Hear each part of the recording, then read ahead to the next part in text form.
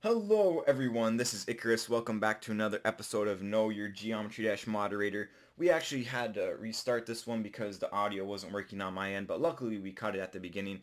But yes, today I am here with Bizaare, and we're redoing some of the questions because, like I said, there's audio problems in the first 3 minutes of the last recording. But we're set now, and we're doing great. Yay. Yeah, so how are you doing today? Just fine. How are you? I was good, and I'm just glad we got that audio problem fixed up because that would have been super awkward if it was just Yeah. me talking the entire time. But yeah, so um, I guess we'll restart and we'll go back to the very first question. How did you find out about Geometry Dash?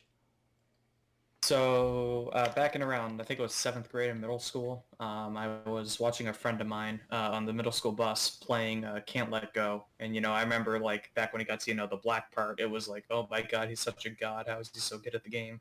So, I took an interest in it. I kind of liked, the simple controls of the game and stuff. So I went home, downloaded the light version, and, things just kind of went from there. Yeah, that's super cool. So I remember from the first one you said you started the full version in Lisa late 1.9, right? Yeah. All right, yeah, that's what some people would call the golden era, but it was pretty lit. 1.9 was lit, but so I guess yeah, I'll just re-ask the question. How did you find out about the editor?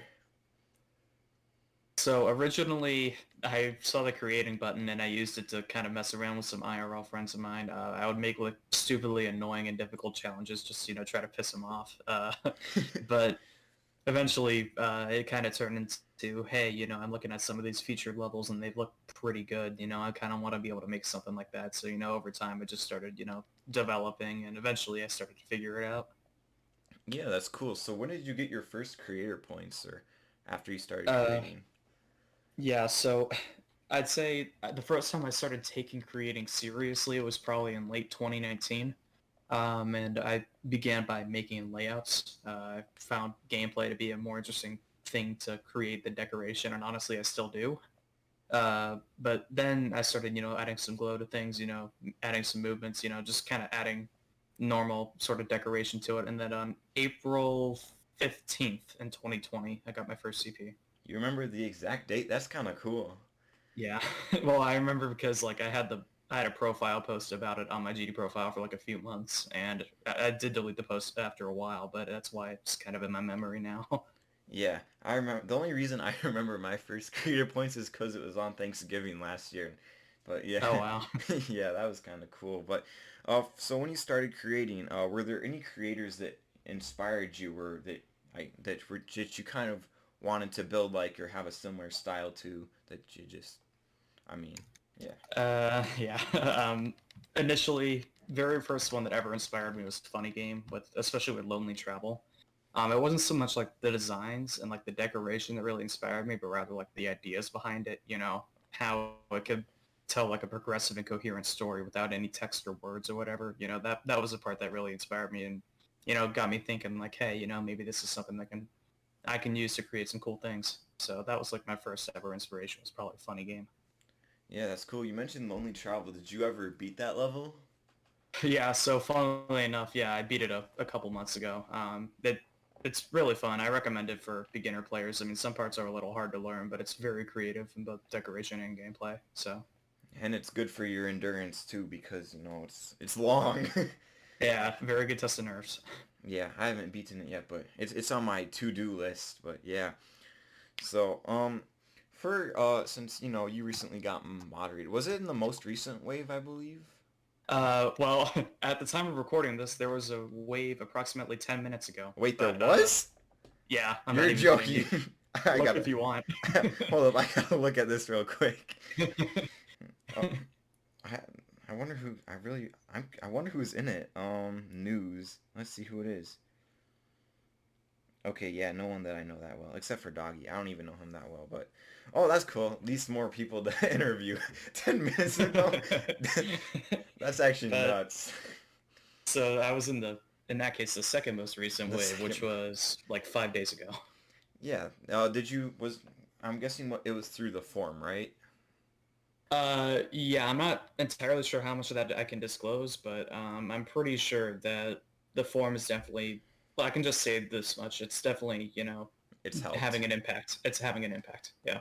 Yeah, I mean, I applied to the form, but I applied like super late, so like who knows? But like, you I know, don't. yeah, who knows at this point? But yeah, that's super cool.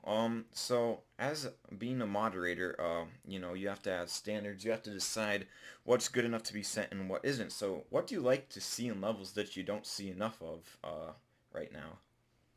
Oof, don't see enough of.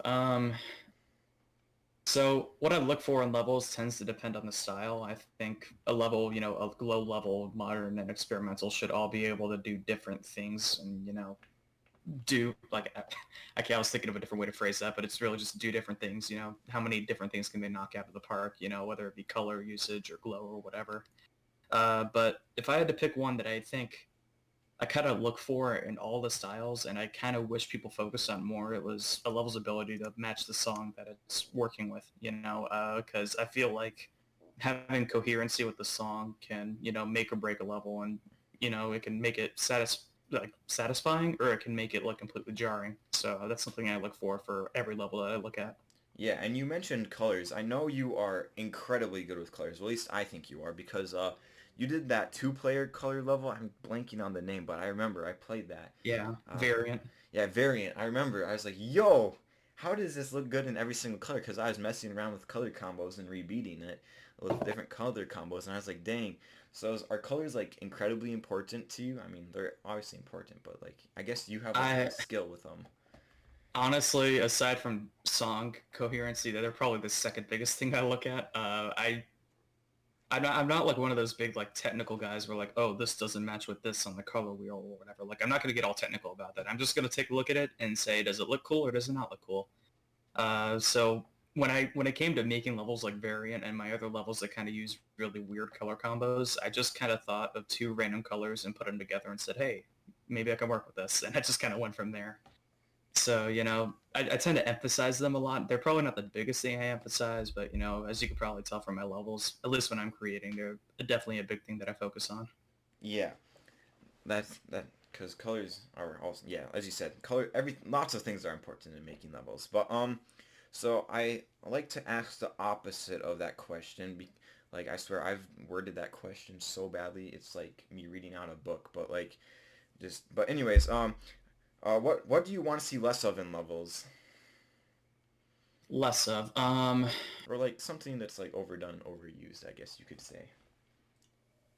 I think, whew, yeah, I need to think about this one a little bit. One thing that I always look at in levels that I think really drags it down for me is the use of transitions, and I think I'm a little at fault for this as well. This might be a little hypocritical coming from me, but I think the way a level can segue into another part is like it can provide for like a lot of like unique transitions and stuff like that. And I think if a level just kind of has a random grayscale part in the middle of like the drop or whatever, just to like kind of set up the next part, it really like turns me off from it, and it's just I don't know. Probably I think transitions between parts and making sure that there's like a consistent quality of effort is probably the biggest thing that I wish creators these days put a more like a heavier emphasis on.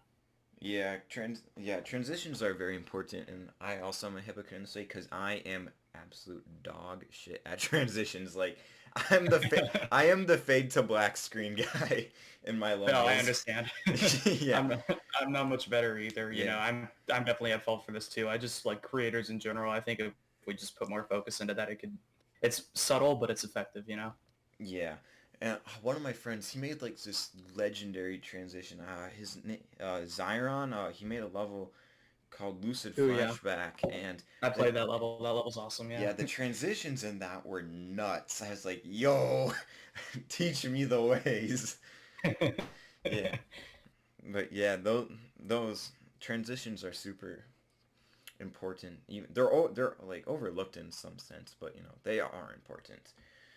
But so I think that will be. And what do you want to mention any other Geometry Dash things that you want to talk about before we move on to the next section, or anything you want to say?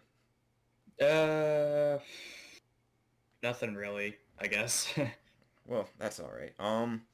For the next portion of questions, obviously, we played Geometry Dash. You're a moderator, but are there any games outside of Geometry Dash that you like to play?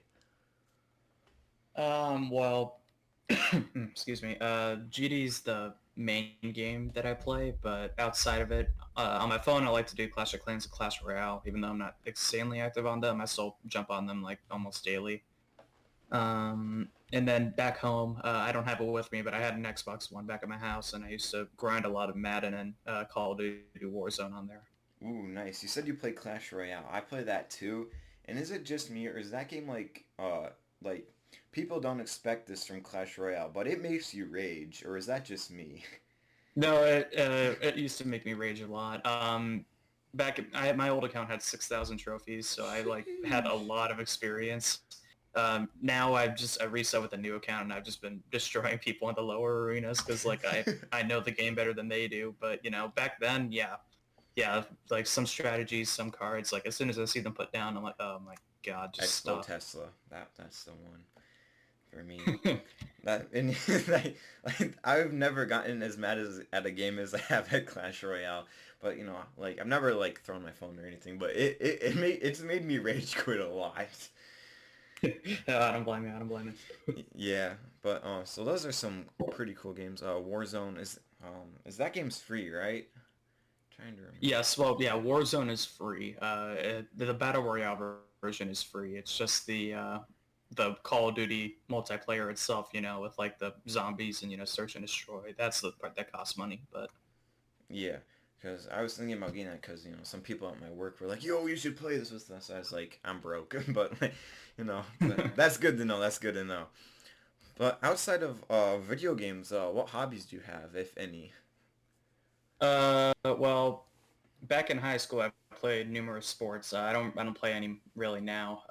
But I played football and lacrosse, American football, by the way.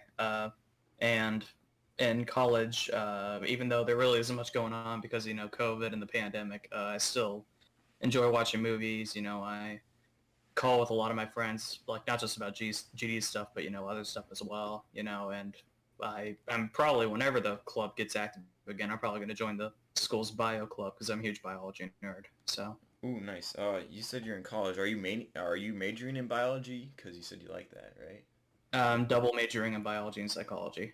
Holy moly, that like let me tell you, biology was my worst subject when I was back in high school. But that's good to know that like it's important, but it's cool that you're interested in that stuff. Like, what part of biology? Like human biology or like I guess Yeah, I animals and hope I stuff. hope to enter medical school to study pediatrics, so definitely human biology there. And I'm doing psych just because I think psych's fun.